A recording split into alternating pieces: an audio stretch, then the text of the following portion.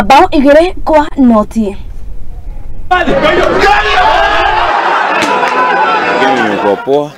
I think we played well, even though there were issues to do with the weather.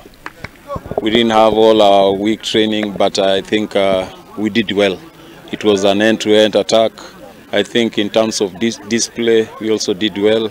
So I think we missed quite a number of chances. I think we should have carried the day. But our opponents also played a nice game. So I think we didn't let our people down, because I think they've seen how football is played down there.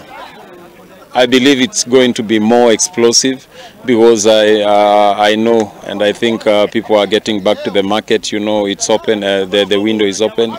So we really need to check on the players that are leaving us and the players that we are going to replace with. And I think it's a time that we also need to be very, very keen in regards to the players coming in, because like we lost Brian Odhiambo, Labile, and again we are losing Amunike, our attacker.